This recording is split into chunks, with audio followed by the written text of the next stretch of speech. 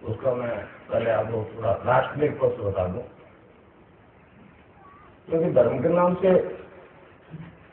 आज तक ये परिवर्तन नहीं है, ये भी सच्चाई। अब धर्मगुरु के माध्यम से अगर असाध्य रोग ठीक होते हैं तो इस दुनिया को विज्ञान वाले को आश्चर्य करेंगे ही करेंगे। कलयुग के कारण से वो सालों की दास्ता कारण से हमारा धर्म एक पतन के काल से गुजरता हुआ है।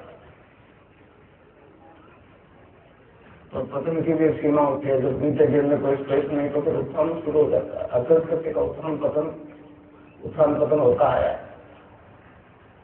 तो हमारा भी अधिक उत्थान शुरू हो गया। ये धर्म विष्णुधर्म होगा केवल उपदेशात्मक ढंग से, कथा बांटने से तो अदर दुनिया मानती, तो अभी मकाले मान जाते। तो योग की बड़ी चर्चा है,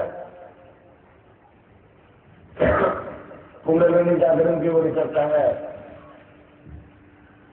पश्चिम मान चुका है कि धनबल और जनबल से तो हमने जोर लगा लिया, शांति हो नहीं सकती। अब केवल एक ही है, आत्मबल से अगर मानव में कुंडलिनी जागृत हो जाए वही विश्व शांति संभव है। ये शारीरिक कसरत योग के नाम से पूरे दुनिया में हो रही है। मैं अमेरिका गया, वहां भी यही शारीरिक कसरत, इसी को योग करते। और भारतीय दर्शन में जिस योग का वर्णन आता है उसका तो मूल उद्देश्य मुक्ति है, मोक्ष है भाई। उसमें भारतीय योग दर्शन रोग की बात ही नहीं करता। पातंजलि योग दर्शन की दुआई देख जाए, पातंजलि योग दर्शन आप उठा के देख लो, 195 सूत्र है उसमें कहीं भी रोग का वर्णन नहीं आया, कहीं नहीं। वो तो संस्कार जो हमारे पूर्वजों में थे उसके बीज नष्ट करने की बात करता है। पातंजलि योग दर्शन के 4 पाठ है, समाधि पाठ, साधन पाठ, विभूति पाठ, अंतर। पहला पारा है चैप्टर समाधि पाठ। उसमें ऋषि ने दूसरे सूत्र में कहा है कि चित्त की वृत्तियों का निरोध योग है। ये जो भगरा है, रुकता नहीं है, ये जब तक चुप होकर बैठ नहीं जाएगा तब तक नहीं जानने में कोई योग। और समाधि पाठ नहीं, थोड़ी से लेकर 29 सूत्र तक स्पष्ट कहा है ऋषि ने कि हरिनाम के जब तक ना कोई योग सिद्धि नहीं, ईश्वर के नाम के जप में कोई योग सिद्धि नहीं, कोई मुक्ति का कारण नहीं। इस योग में केवल ईश्वर का नाम जब मोक्ष पहुंचाता है, मोक्ष पर पहुंचा देता है। अब मोक्ष तक विशेष जब आदमी होता है तो उसके सारे जब तक कष्ट दूर नहीं होते तब तक मुक्ति नहीं हो सकती। तो ये एक ऐसा विचार मतलब ज्ञान जो प्रकट हो रहा है मेरे जैसे एक साधारण आदमी के माध्यम से। मैं भी आपको जैसे एक रस्ती आदमी भाई, कोई विशिष्ट आदमी नहीं, कोई महान आदमी नहीं।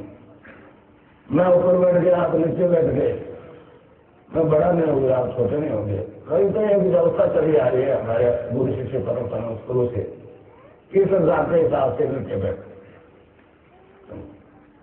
तो इसमें 2 तरीके हैं। देने लेने की किसी गुरु में सामर्थ्य नहीं, मैं आपको हाल बताता हूँ। जैसा आपका शरीर वैसा मेरा शरीर, मुझ में परिवर्तन आ गया, नाथ की शरण में गया। आप में वो परिवर्तन आ सकता है, हर मानव मात्र में वो परिवर्तन आ सकता है, श्री पुरुष में वो परिवर्तन आ सकता है। केवल ये अपने आप को समझने की जरूरत है, आप क्या हो। मैं तो आपको अपने आप से इंट्रोडक्शन करूंगा, आप क्या। आप ये शरीर नहीं हो, आप आत्मा हो तो अजर अमर है। हमारे धर्म का गुरु को भी ना मुक्ति नहीं होती। अब मुक्ति कोई खिलौना है, गुरु के पास जाके आपको आत्मा पकड़ा देगा। वो तो एक रास्ता बताता है कि इस मंजिल तक पहुंचने के लिए रास्ता है, और वो केवल एक ही है, नाम जप। वो संत तुलसीदास जी ने कहा है कलयुग केवल नाम आया, सुमर सुमर कही कहा। कलयुग में केवल ईश्वर के नाम से ही सारी समस्या मान होता है। मतलब मंत्र दीक्षा कल्याण देखिए योग, मतलब यात योग, सहज योग, जय दत्त योग, लय योग, कई तरह के योग। मैं तो जिसकी दिशा दे रहा हूँ वो है सिद्धि हो, सिद्धि हो, सिद्धि हो क्या सत्य बात दिखा। इसमें गुरु जो है 4 तरह से साधक को चेतन करता है, पुनर्जन्म को चेतन करता है। हाथ तक कर आज्ञा तक करता है, मूलाधार तक, या फिर मंत्र से, या फिर नजर से भी शक्तिपात होता है। और चौथा एक शिष्य जो ले जाता है, गुरु बैठा कर चला जाता है। वैसे तो बहुत कम होता है, जैसे एकलव्य ने ले लिया, कबीर साहब ने ले लिया। तो इस प्रकार से एक परिवर्तन आ रहा है, ईश्वर के नाम जब से आ रहा है। ये तो जादू नहीं है, ये तो करिश्मा नहीं है। लोग दिखावा करते हैं, धार्मिक होने का दिखावा करते हैं, दुनिया को दिखाना चाहते हैं हम देखो कैसे धार्मिक है।